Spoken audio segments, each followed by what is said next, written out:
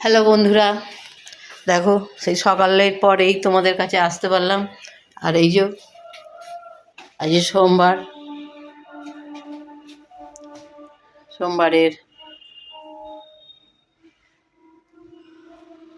পুজো হলো।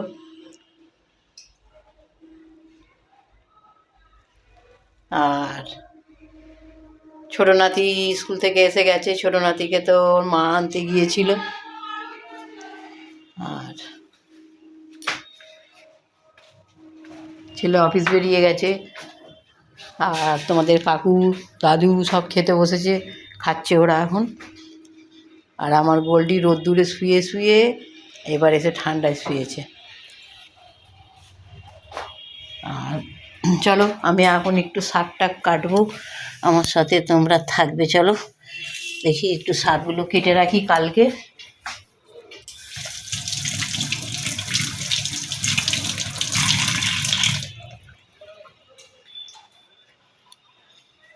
এবার নাতি আসবে, নাতি এসে ছোটো নাতি আসবে, এসে খাবে।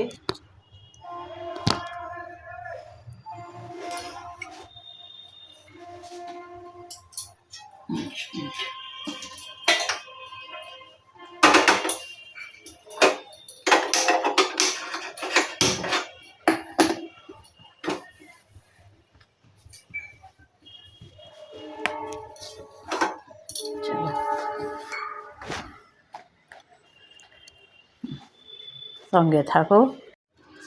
শুরু হচ্ছে। হ্যালো, রাধে রাধে বন্ধুরা।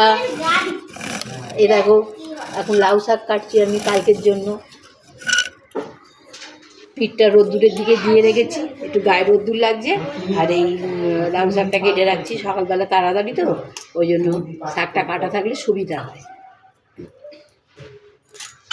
আর দেখলে তো তোমার কাকু আর তোমাদের দাদুর সব খাওয়া হয়ে গেছে। আমার ছোটো নাতি চান টান করে এবার উপরে এসেছে, ওরা এবার খাবে টাবে। আর আমার মেয়ের ছোটো নাতনির রেজাল্ট বেরিয়েছে, ও খুব ভালোভাবে পাস করেছে। তোমাদেরকে সেই খবরটাও দিয়ে দিলাম। বড় নাতি এখনও স্কুল থেকে আসেনি, 2:30 বাজবে তার স্কুল থেকে আসতে। চলছে।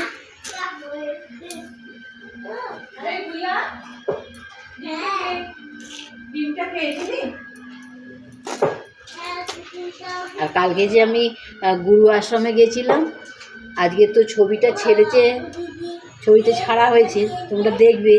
আর আমার আশ্রমের ছবি দেখে, আমার আশ্রমে না, আমার গুরুর আশ্রমের ছবি দেখে আর কীরকম লাগলো তোমাদের আমাকে একটু কমেন্ট করে জানাবে।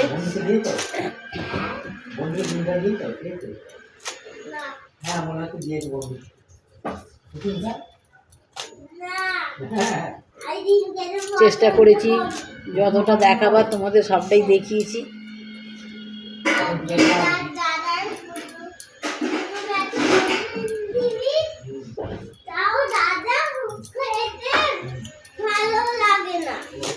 আচ্ছা, তুমি খাবে এবার।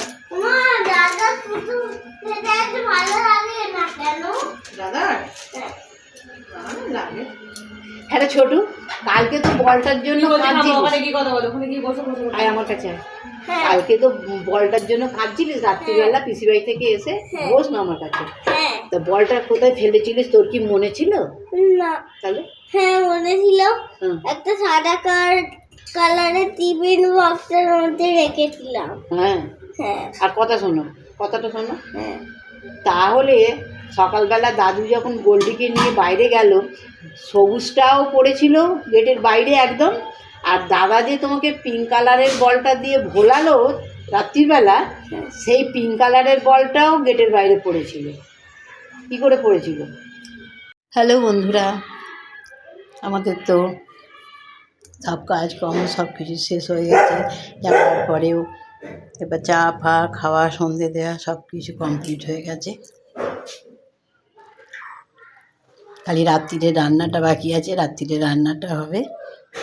আর গোপালকে সেবা দেবো। ব্যাস। তা বন্ধুরা, আজকের মতন আমি এখানেই ব্লগটা শেষ করলাম। আবার তোমাদের সাথে কথা হচ্ছে আগামীকাল। শুভরাত্রি।